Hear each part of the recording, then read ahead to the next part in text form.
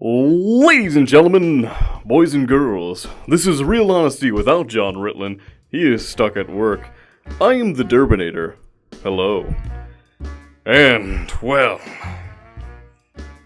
this was a pretty good episode of SmackDown. We really made up for Raw yesterday. So let's get down to business to defeat the Huns. We started off with a promo from Paige. She also got straight down to business. She called Backlash a smashing success, and I think everybody and their dog at this point knows that it's not. Except maybe not everybody's dog, because apparently Road Dogg didn't know. But Backlash was nowhere close to a smashing success. But then we move on, and she talks about the qualifiers for the Money in the Bank.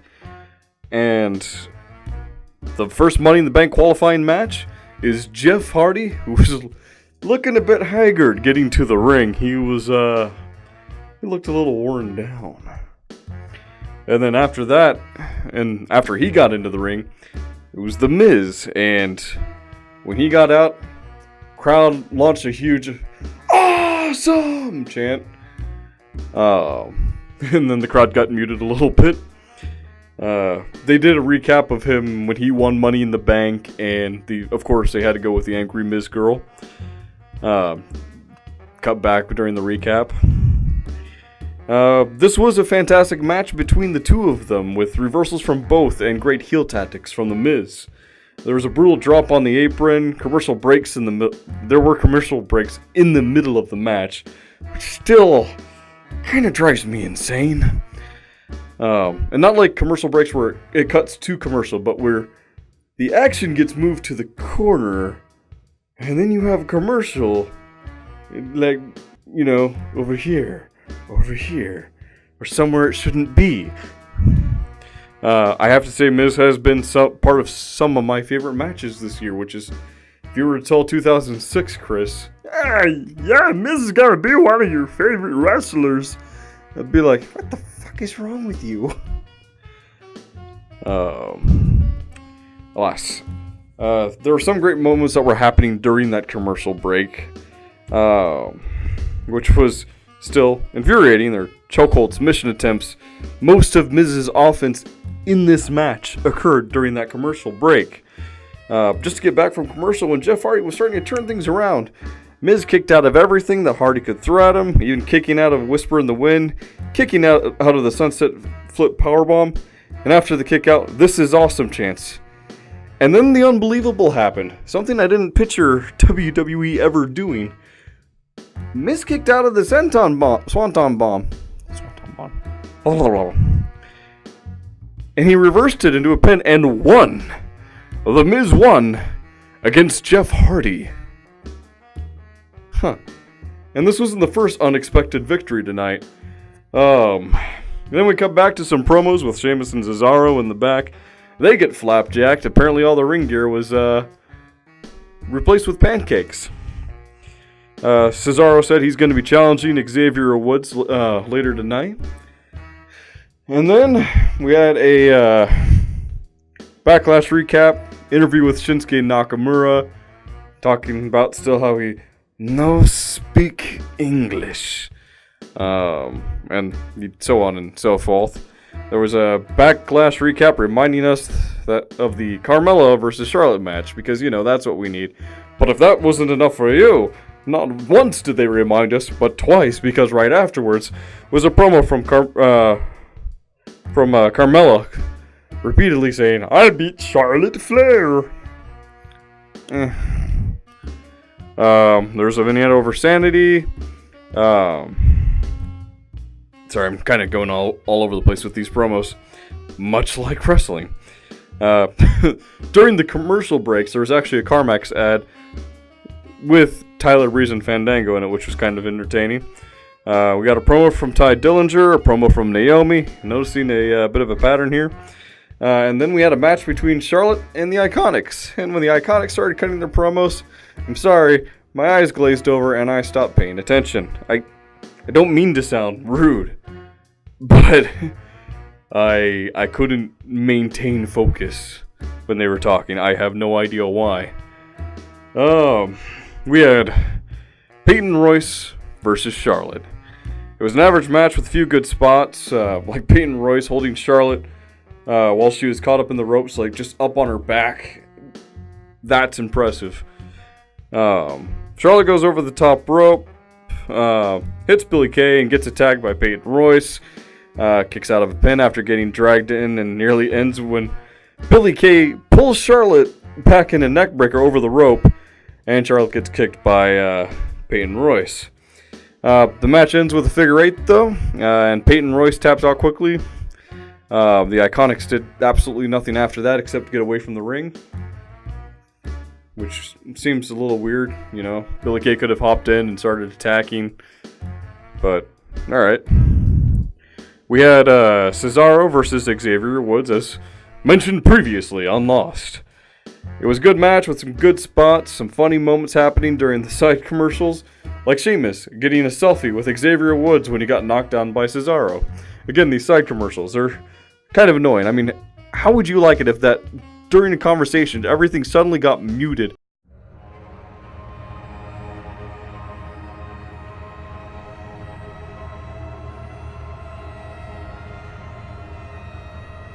I don't get it. Then, of course, there were some terrific reversals flipping Cesaro around, leading into a pin, but after some shenanigans on the sidelines, Cesaro takes Xavier out when Woods leaps off the top rope into a European uppercut delivered by Cesaro. And that was that match. We got a promo from AJ Styles, and then an interesting promo from the Bludgeon Brothers, where I guess they were caught after playing with their action figures, and they're like, play with us. No! And then afterwards, we got a promo with the group formerly known as Absolution, as Paige bans Sonya Deville from Mandy Rose's upcoming match with Becky Lynch. And I'll get into this match in a moment, but there was quite a brilliant spot with Corey Graves when Mandy Rose's entrance happened, and Philip started talking, and Graves goes, "Shut up, Tom! I've been waiting my entire life for this moment." Corey Graves being the biggest mark on the planet is the best thing. But you know what's not the best thing? Mandy Rose beating Becky Lynch in mere minutes. That's a little bit of time. I can't process that. It seems just so absurd that Becky Lynch is now the jobber when she was the first SmackDown Women's Champion. Now she's just a jobber to the up-and-comers. Afterwards, we got Daniel Bryan versus Rusev Day, and holy shit! It was a great match with what seemed like a foregone conclusion. God. Rusev won! He won! He did the thing! He beat Daniel Bryan, and they're competing Rusev Day and Daniel Bryan chants. And he won! Rusev won! I'm confused. So yeah. You can unequivocally open your windows, open your door, yell into your parents' bedroom if you're young enough, and just annoy the crap out of them, and just sing to the world, Rusev Day!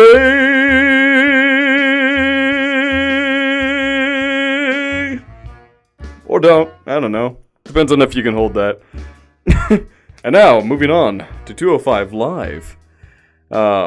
The Brian Kendrick and Jack Gallagher versus the Lucha House Parties, Lince Dorado and Gran Metalik. It was a very comical matchup between Lince and Jack Gallagher at first, with the rotating pin of doom and destruction, where as soon as they broke out of it, both of them were so dizzy they couldn't even stand up straight, which I think that was real, because there's no way you can maintain your focus after that.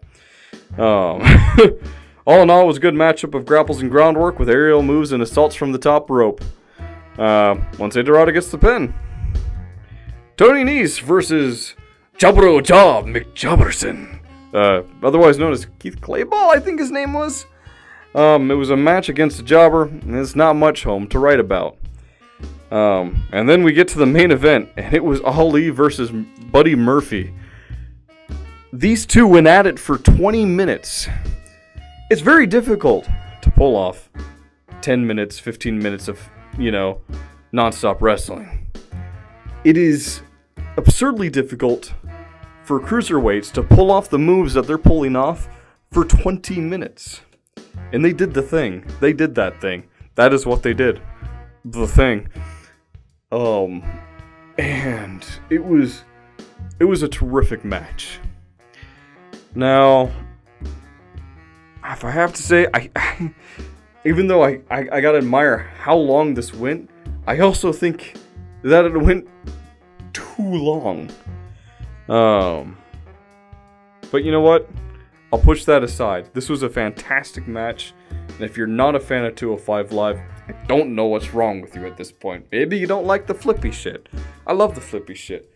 Athletic performance is something that's awesome to watch because I'm fat and I can't do those things.